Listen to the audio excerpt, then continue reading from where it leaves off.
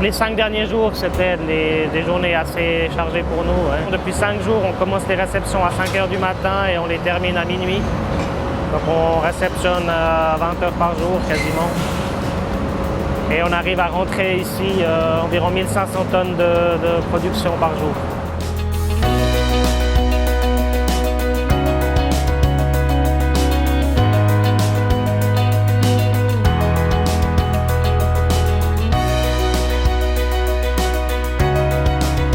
Donc nous, tout ce qui rentre, on doit le nettoyer à l'entrée.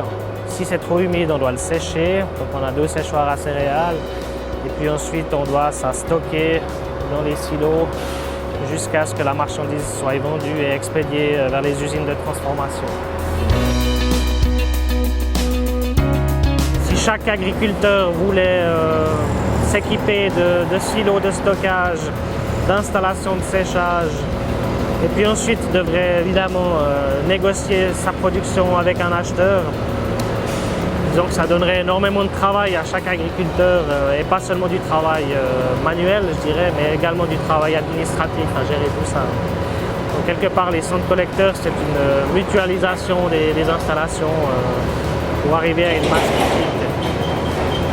Il faut dire aussi qu'on est dans un secteur d'activité, l'agriculture, où les marges sont faibles, donc on se doit de travailler sur le volume pour arriver à être économiquement rentable.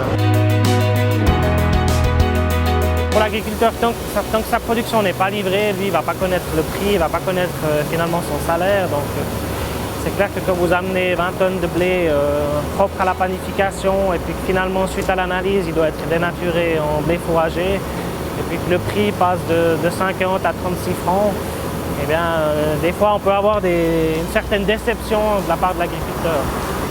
Ici, au niveau des analyses, tout est transparent, donc l'analyse qualitative du lot se fait devant l'agriculteur et puis s'il n'est pas d'accord avec les résultats d'analyse, il a toujours la possibilité de contester, voire dans le cas échéant de repartir avec sa marchandise. Conventionnel, Suisse Garantie, IP Suisse, Bio Reconversion et Bio Bourgeon, ça nous fait 5 labels. Donc effectivement, quand on parle de réceptionner du blé, ça ne veut pas dire grand-chose.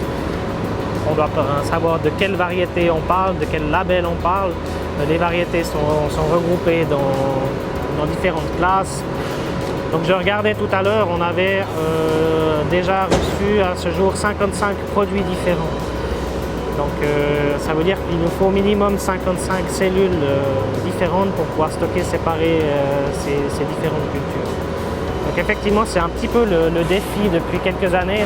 On a tendance à fractionner de plus en plus la gamme de produits et puis on a des installations qui ont quand même été construites il y a quelques années où à l'époque c'était beaucoup plus simple. Et puis voilà, vous aviez 3 classes de blé et puis tout le blé pouvait être réparti dans ces 3 classes. Ok, alors c'est noté. Merci, au revoir.